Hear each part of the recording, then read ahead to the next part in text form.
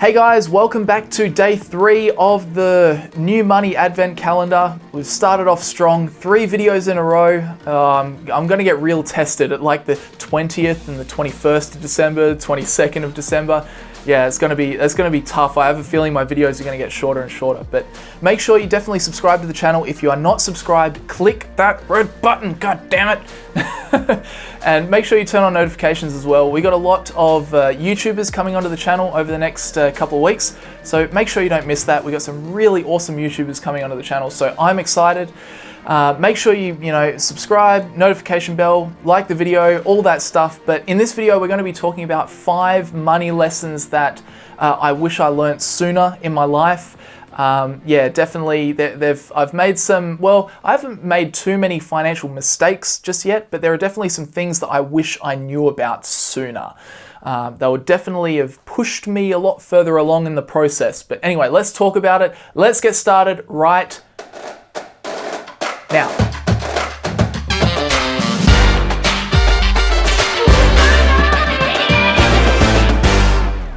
Okay, first money lesson that I wish I knew a lot sooner is that you don't need a university degree to make a decent income.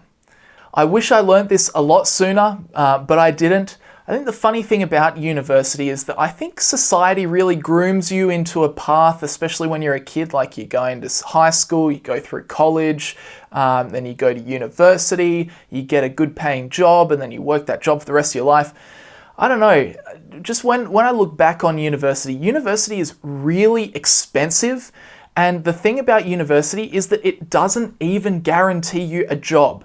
I think that was one of points of my naivety before I started my uni degree. I thought, I'll just get this degree and then, you just get a job. It's like, it's just almost as though getting a uni degree gets you a job, but no, definitely not. In fact, my cousin, he studied architecture in South Australia. And I think he came 2nd or 3rd overall in his cohort. And when he finished, this guy is super, super smart. And at the end of the day, I think he really struggled to find any available jobs going in South Australia at the time. I think he had to move across to Sydney to get a job, a solid job in the architecture industry. So I don't think that necessarily university really doesn't guarantee you a job. And it's totally, if you want to earn just a decent income, it's not necessary, right? There are so many ways that people can make money. Especially now, at the end of 2020, there are more ways than ever before that we could potentially make money. You could go to university, get a degree, get a job, you could go to TAFE, or you could start your own business. It's never been easier for someone to start their own business, especially with the power of the internet. But there are even, apps that will automatically give you a job. Uber, right? You just sign up to Uber, then you get approved and off you go. Start earning money. So I definitely think the first money lesson I wish I learned sooner is that you definitely do not need a university degree to achieve some high level of income. I think there's a saying that usually the A students in the class usually end up working for the C students, because the C students kind of don't go to university and they kind of figure it out, maybe start their own thing, their own business, and then they end up employing the people with the fancy university degrees. They employ them in their business or something. I can't remember the quote, something like that. Anyway, that's the first lesson about money that I wish I learnt sooner. And then the second big money lesson that I learnt, or that I wish I learnt sooner, was if you are a passive investor, do not try to time the market. When I first started investing in stocks, or passive investing, we're talking about just participating in the market, buying ETFs that track the market and go up and down as the market does. I think the number one thing that I was thinking when I first started out, before I knew what I know now, is I was thinking, I might just get myself up to speed with this whole investing business so that when the market crashes, I can buy in really cheap. That is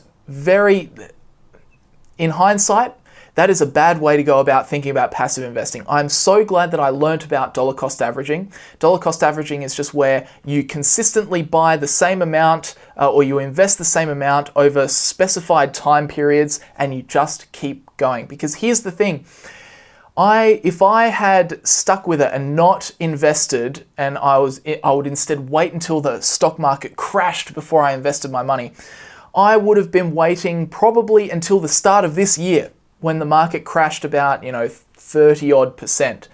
I would have waited through years and years of the stock market generating double-digit returns before I actually invested. And in fact, the point at which I invested would have been a lot, even after the crash, would have been a lot higher than the point that I could have gotten into just when I started learning about investing. So definitely the second thing I wish I learned about money sooner, if you're a passive investor and you're just participating in the market, don't worry about trying to time the market. Just dollar cost average, and that the only time you need to start worrying about where the stock market is like when you're over 55, because then I imagine within the next 10 years, you're probably going to want to retire, at which case it actually does become relevant at what level, at what valuation the stock market is, at what risk are you taking by keeping that big lump sum that you've invested throughout your whole life, what risk are you taking actually keeping that in the market when you are aiming to retire within the next 10 years. But if you're a young person, don't worry about timing the market. Seriously, if you're a passive, if you're an active investor, then you don't want to time the market, but obviously you want to only buy stocks when they are undervalued, and that's how you reduce your risk. But if you're a passive investor, dollar cost averaging is where it's at. Basically, everyone that I talk to that's an investor says the same thing. It comes to passive investing, dollar cost averaging. Anyway, that is the second thing that I wish I learned about money sooner. Let's move on to the third point that I've written down here. And that is, this is an interesting one. Like, putting time into being frugal is great.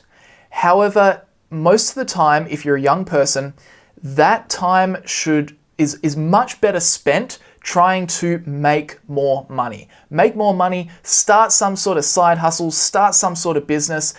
In the long run, if you're thinking long term, right, your time is much better spent trying to generate more as opposed to just saving what you do make. Yes, there is the saying that $1 saved is $1 earned, and that is exactly correct.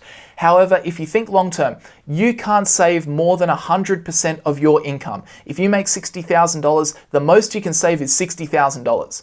When it comes to your income, if you spend all of your time when you're young trying to snowball and grow your income, there is no limit to where your income can go, okay? In theory, your income can rise to infinity, okay? Obviously, might not be realistic, but it does make sense. And it also matters when you make your money, okay? It pays a lot to make your money as soon as possible, as young as you can possibly be. Think about it like this. If you're 20 years old and you've got a grandparent that's 60 years old and you're both holding $1 in your hand, the dollar in your hand as a 20-year-old is much, much, much more valuable to you than the dollar that your 60-year-old grandparent is holding. In fact, if we just think about the average market return, okay, then the dollar in your hand as a 22-year-old is 22 times more valuable to you. Put it this way, if you and your grandparent both won the lottery and you both won $1 million, okay, to you at that point of time in your life, that $1 million is technically worth $22 million. And the reason for that is because you've got 40 years on them, right? You've got a 40-year benefit that you could sink that $1 million, say, into the stock market, into some investment. And just at that standard 8% average per year that the stock market generates, that $1 million will snowball over time from when you're 20 all the way up through till you're 60. That $1 million will snowball into $22 million. And this is a really powerful concept to realize when you're young, the time value of money. If you buy a pair of shoes for $100 when you're 20, that actually costs you $2,200 when you're 60. But think about a bigger purchase. If you buy a car that's worth $20,000 when you're 20 years old, then by the time you're 60, you're giving up $440,000. So it pays to make money when you're young. And if you're a young person, every single dollar that you have is very valuable to you. Okay, so always remember that. Anyway, that's the third thing I wish I learned. I wish I learned that when I was like 10 years old. That would have been fantastic. I'd be rich even now as a 25-year-old. I'd be super rich if I learned that back when I was like 14 or something. Anyway, moving on. Fourth thing I wish I learned about money sooner is not to listen to advice on money or on a particular topic from people that have never actually done what you're trying to do. If someone has been there and done that, then absolutely listen to them. If someone's been there and done what you're trying to do and have either succeeded or failed, you want their advice. You want to listen to their advice. In fact, probe them for advice, annoy them for advice. However, do not take advice from people that have never done what you're doing, have never tried to do what you're doing. Because at the end of the day, all of their advice is based only on opinion. Whereas if you're taking advice from someone that's been there and done that, their advice is grounded in experience. And yes, some people can still provide you pretty good advice, even, just generally. They can provide you a thoughtful opinion on what they believe when it comes to your situation. But absolutely, if you are going to listen to someone's advice, listen to someone's advice where they have done what you're trying to do, because that advice, as I said, is grounded in past experience. Anyway, that's a big one because so many people get discouraged from doing something that they think will be fantastic. They get discouraged from starting a business, going out and doing something, taking a trip to, Botswana or something. They get discouraged from doing these things from people that have never actually done that. For people that have just been an employee for 40 years and they say, oh, no, you shouldn't. No, definitely don't start a business. It's like, what the hell do you know about starting a business? Or someone that's lived in Canberra for their whole life and has never traveled overseas, and you want to go and experience what the Indian culture is like. You want to go on a big Indian tour or something like that. And they say, oh, no, don't go to India. No, you don't want to do that. It's like, well, what do you know? You've never been there. So definitely don't take advice from people that have just never done what you're trying to do. Anyway, moving on. The fifth thing I wish I learned about money sooner on in my life is that you are going to get much further working for yourself as opposed to working for someone else. Because here's the thing, you can still go a long way working for someone else, but at the end of the day, the maths just doesn't add up because you are a cog in a larger machine. You as the cog can't become larger than the machine, right? It just doesn't work. When you work for someone else, you are always working to, yes, make yourself wealthier, get your wages and whatever, and save money over time and whatever. But at the same time, you're also working to make someone else richer. Okay? So you can contribute a lot to the growth of the business, but at the end of the day, you are still making someone else richer. When you start your own business, you are no longer the cog in the machine, you are the machine, okay? And the machine can grow as large as whatever. It can just keep growing and growing and growing, okay? That is a really important thing to realize. You are always, when you work for someone else, you're always going to be limited because you are never going to be the top dog, okay? When you run your own business, you are the business. So the business does well, you do well. The business grows its income by 500% in 1 year, your income grows 500% in 1 year. So definitely consider that. I wish I knew that earlier. I wish I really had, when I was in my teenage years, someone, took me aside and said, look, think about this.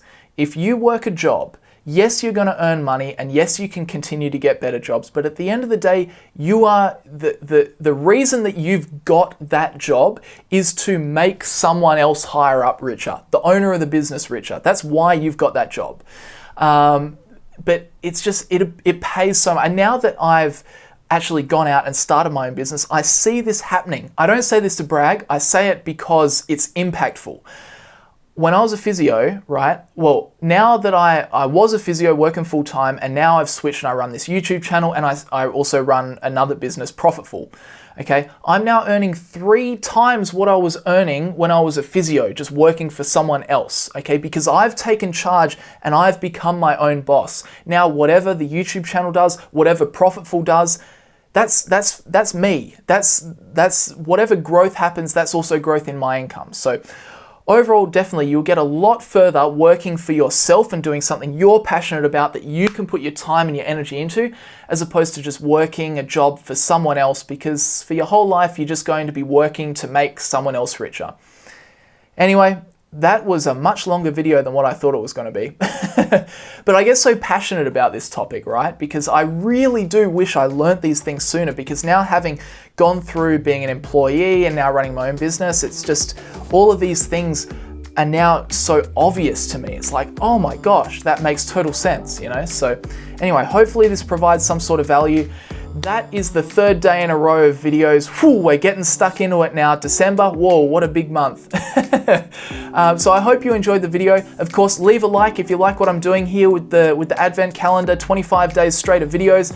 Definitely leave a like in the video. I really appreciate it. Thank you guys very much for watching. Check out PROFITFUL down in the description below if you want to learn about how I go about my investing.